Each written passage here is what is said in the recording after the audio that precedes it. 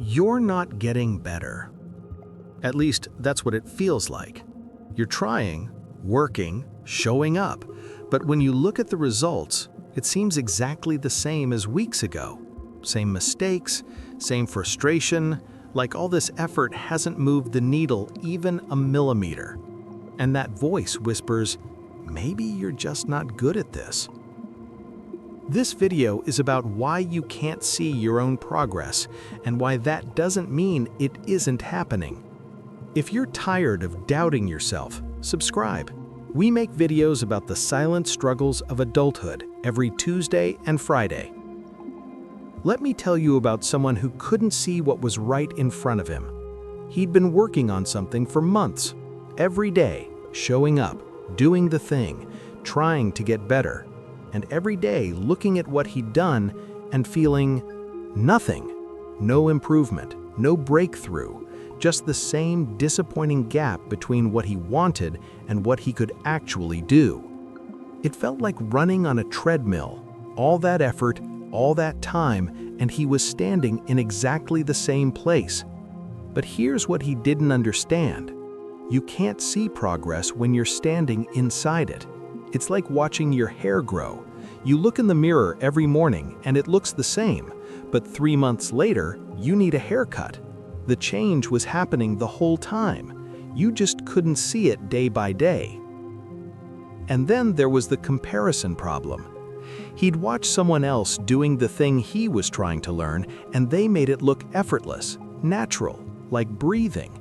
And he'd think, I should be there by now. What's wrong with me? But what he didn't see was the timeline. That person he was watching, they were on day 300. He was on day 30. He was comparing his beginning to someone else's middle, his messy first attempts to their refined 10th version, and calling that comparison evidence that he wasn't improving. It wasn't that he wasn't progressing. He was just measuring himself against the wrong ruler. Here's something he missed completely. His errors had changed. In the beginning, his mistakes were fundamental. He didn't know what he was doing, so he did the wrong things. Obvious errors, beginner errors. Now, he was making different mistakes, more subtle ones. He knew what he was supposed to do, he just couldn't execute it perfectly yet. Advanced errors, the kind that only happen when you've already learned the basics. But because they were still errors, they felt the same, like proof he wasn't improving. Except they weren't the same at all. The things he used to get wrong, he didn't even think about them anymore. They'd become automatic, so automatic he didn't notice. Your errors leveled up, so did you. You just didn't see it because you were too busy focusing on what you still couldn't do. And there's another thing that happens when you're actually improving. Your standards rise faster than your skills. Week 1, he didn't know what good looked like, so everything he did seemed fine. Not great, but acceptable.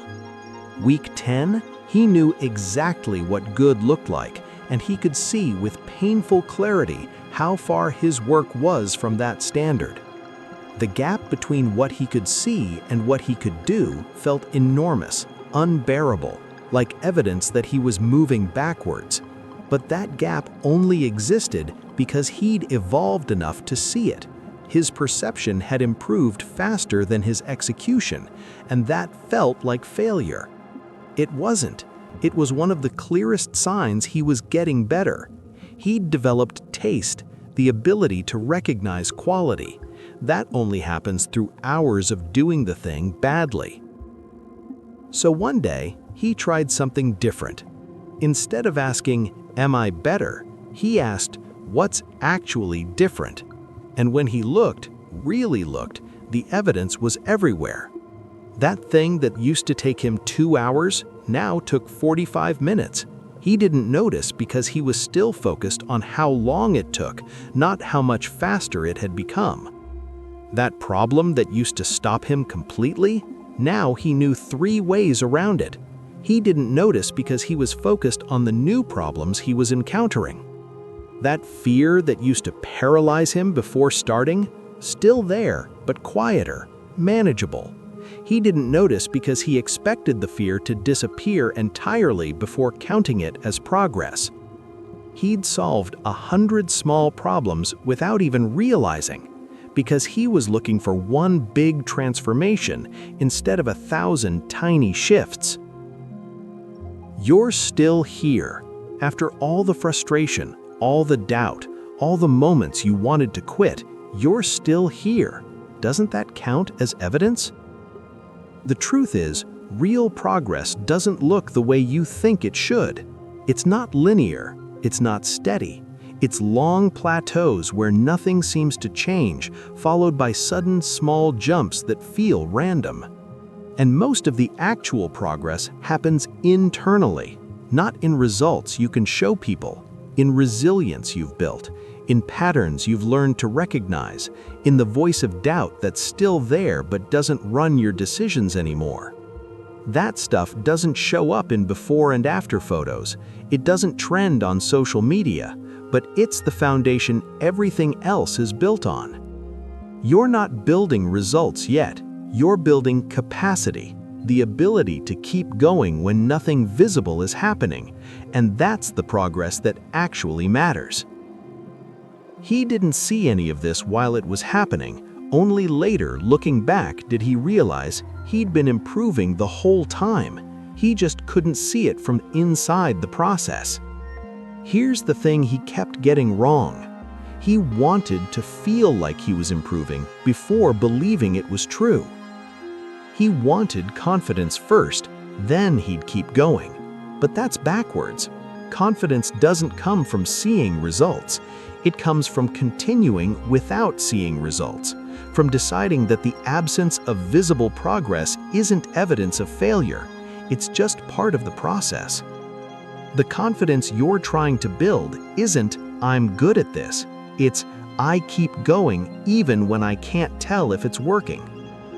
He waited to feel confident. It never came, so eventually he just continued anyway. And months later, he looked back and realized that was the confidence, the continuing, not the feeling. So if you can't trust your feelings and you can't see the results and comparisons are misleading, what can you trust? Time invested. That's it. That's the only metric that doesn't lie. Not visible results, not external feedback, not the feeling of competence, just, are you putting in time with intention? Because time invested always produces results. Always. Even when those results are invisible. Even when they're internal. Even when they take months to show up in ways you can measure. You're not wasting time if you can't see improvement yet. You're investing it. And investments compound in ways you can't track in real time. The only way to actually fail is to stop investing before the compound interest kicks in. And then one day, something shifts, not gradually, not in a way you see coming, just suddenly looking back, you realize, when did this get easier? You don't remember the exact moment because there wasn't one. It was 1,000 small moments that felt like nothing at the time, decisions to continue when you wanted to stop, adjustments so minor you didn't even notice you were making them. And then one day, someone asks you how to do the thing you've been struggling with, and you explain it, casually, like it's obvious, and you realize it is obvious to you now, because you've done it enough times that your brain automated it. You stopped thinking about it consciously, which means you actually learned it. The progress was there the whole time. You just couldn't see it while you were inside it. No one ever can. Here's what you need to understand. You don't need to see it for it to be real. You just need to continue long enough for the invisible to become obvious. Progress doesn't ask your permission to happen. It happens while you doubt, while you question, while you can't see any evidence that it's working. Your job isn't to see it. Your job is to trust that time invested with intention always moves you forward, even when forward feels like standing still. You're getting better. You just can't see it yet, and that's fine. Keep going anyway. If you're wanting to quit because you don't see progress, there's another video you need to watch about what to do when everything in you wants to stop. Link right here. See you there.